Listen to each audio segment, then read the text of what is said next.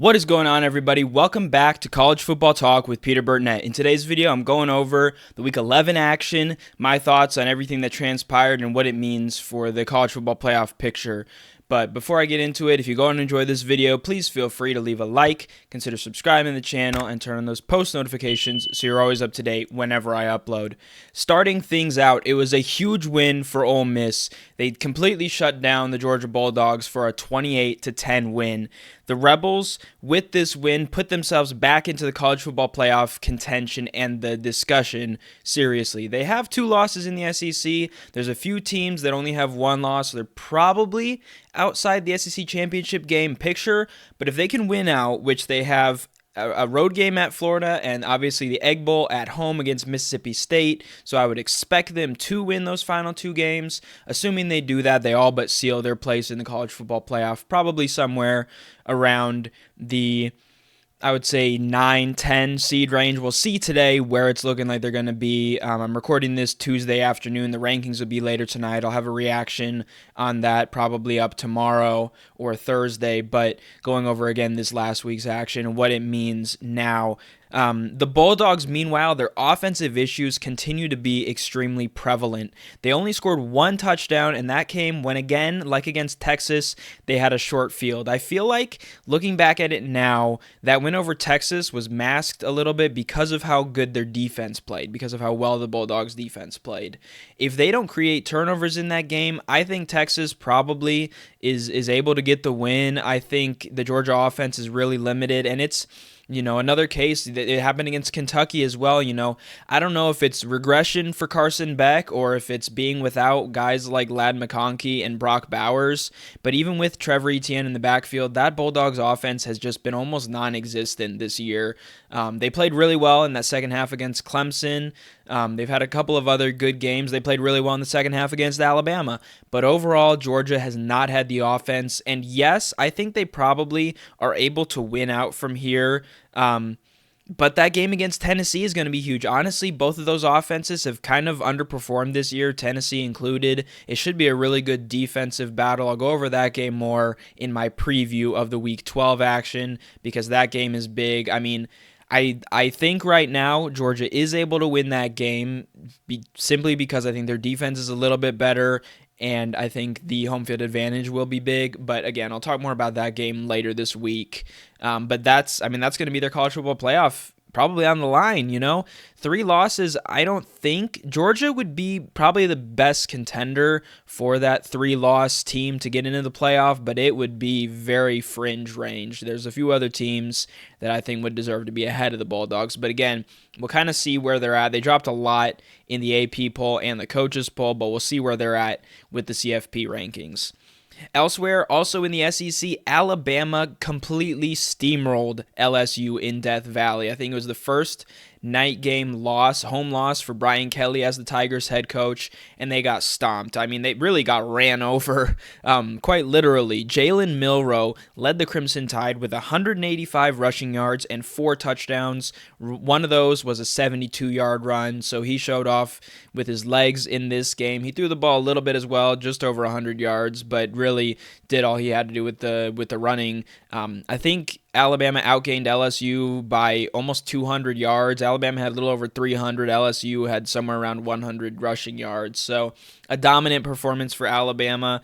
They also forced 3 turnovers, picked off Garrett Nussmeier twice in this game. And then Alabama finishes the season home against Mercer. I'm with Joel Klatt on this one. Why are you scheduling teams like Mercer in November? It's what the SEC has done. Maybe not always done, but they've done it for a long time. I think it's frankly quite lame. If you're going to schedule those gimme games, do it early in the season, kind of as a preseason game. But when you get to this point in the season, I don't know, maybe I'm just complaining here, but I think it's pretty lame. But after that, they go on the road to Oklahoma and home against Auburn. Neither one of those teams has an offense that can keep up with the Crimson Tide. So like Ole Miss, they also have 2 losses in conference play. So they're going to be, on the outside looking in, most likely of the SEC championship game, but they're probably right there with Ole Miss. It'll be interesting, actually, to see with the rankings. This will be something I'll react to when the rankings come out, where Ole Miss and Alabama are, and even where Georgia is. I have to imagine Alabama goes ahead of Georgia because of the head-to-head. Ole Miss and Alabama have not played this year, and Ole Miss also beat Georgia, so I would have to say those teams are probably Ole Miss, Alabama, Georgia. So again, Georgia being behind those teams, they are almost certainly, I would say 95% certainty they'd be out with a loss to Tennessee. But that's the picture in the SEC. Elsewhere, it was a slip-up for Miami at Georgia Tech. I think there's two teams that are the biggest beneficiaries here. Number one is SMU. Shout out the Mustangs. You come to the ACC in your first year. Yes, it's a down year for Florida State. Yes, it's kind of a down year for Clemson, and you don't face the Tigers. Actually, I would say it's kind of a rebound for Clemson, but compared to their championship years. Either way, though, SMU has come into this conference, and they are the only team left that is undefeated in conference play, and their only loss is to a really good BYU team. So they're huge beneficiaries. They're just a couple of wins away from sealing their spot in the SEC championship game. They've got 3 games left. I think Boston College, Cal, and I'm blanking on the other one, but I think it's Syracuse. Those are all winnable games, and even if they could probably even afford to slip up in one of those and still get to the ACC championship game. So they're in a great position. And then Clemson as well. They have 1 loss in conference, 2 overall, one of those being to Georgia, obviously, which was lessened by the Bulldogs result. But those are the 2 biggest beneficiaries. In terms of tiebreakers, Miami does still own the tiebreaker over Clemson because of the common opponents record. I think they're probably pretty even. I'd have to go through their schedules completely to verify that, but I know the tiebreaker here is that Miami beat Louisville, Clemson lost to Louisville, so that would be the tiebreaker there. So Clemson isn't per se ahead of Miami still. Miami would still have to lose another game for Clemson to get into the ACC championship game, but Clemson also rebounded very well with a win on the road at Virginia Tech. Mentioned BYU when talking about SMU there. They escaped kind of controversially on a holding call. It was, I think, 4th down. Yeah, it was 4th down. Utah defense got a sack, but then the Big 12 referees called a holding on the play, and BYU was able then to go down and kick a go-ahead game-winning field goal as time pretty much expired in that one. Elsewhere, Iowa State falls again at Kansas, and that's not the same Kansas team. However, they did have a good game from Jalen Daniels, who I don't know if he returned to action, but kind of returned to form, and I think their running back as well, Jason Bean, had a good game. But that really opens the door for the Colorado Buffaloes, who won on the road in a tough road environment in Lubbock at Texas Tech. So the conference race looks like this. BYU is 6-0, Colorado is 5-1, and then Iowa State, Kansas State, Arizona State, shout out Kenny Dillingham and the Sun Devils, and West Virginia are all 4-2.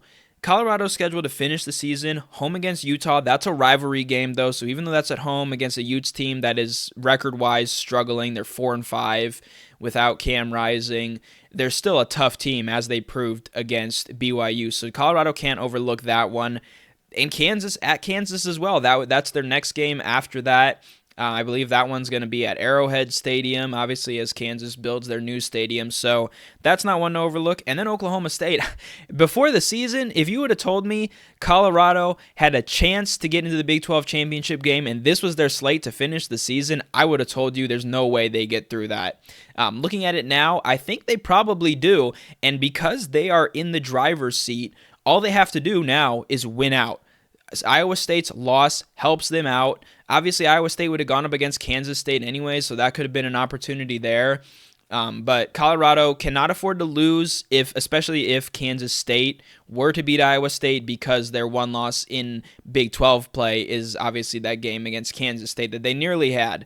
And talking about those Buffaloes, obviously we know about the star power, but I think, football especially, it's not like basketball where one player can make all the difference. A player like LeBron James can take your team from 60 losses to 60 wins.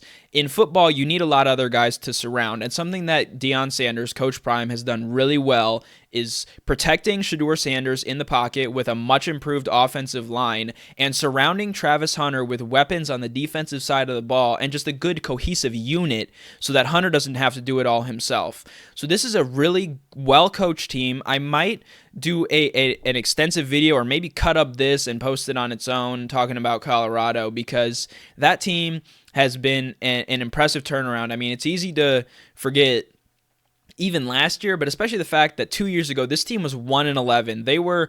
It's kind of similar to what Clark Lee has done with Vanderbilt, taking a team that was the seller of their conference, albeit a different conference, but still, and has taken them, turned them around in just a couple of seasons to be on the brink of making the Big 12 championship game and having a chance to get to the college football playoff. So it's incredibly impressive. You know, they have the big blemish against Nebraska, a team that has really struggled as the season has gone on, looking like they might be without Dylan Raiola for at least this next game at USC. But this Colorado team is in the position where they are completely in the driver's seat, and they can get to the Big 12 championship game where they'd likely go up against BYU. So that's exciting news. Again, I might go into the Buffaloes a little bit more in one of these other future videos, but let me know if you want to see a video on the Buffaloes. But rounding things out, Indiana held on against Michigan, finally a win against a team that is still a solid opponent. Yes, Michigan is now 5-5 this season, but they've had a really tough schedule. They've had some tough injury issues, especially with Will Johnson. One thing with him is he maybe just kind of like what we saw with Nick Bosa, I think, who had an injury and then just was like, you know what, I'm just going to prepare for the draft. That might be what Will Johnson's doing.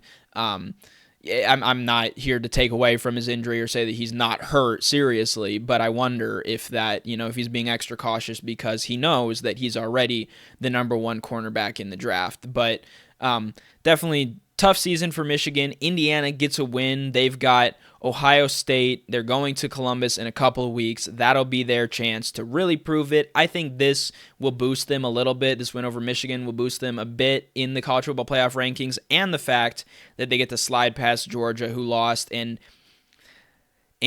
Miami. So those are two teams that Indiana will for sure jump. If you've watched to this point in the video, thank you so much for checking out College Football Talk. Let me know your thoughts with a comment down below what you thought of the Week 11 action. But that's all for this episode of College Football Talk. I'm your host, Peter Burnett, signing out. Peace.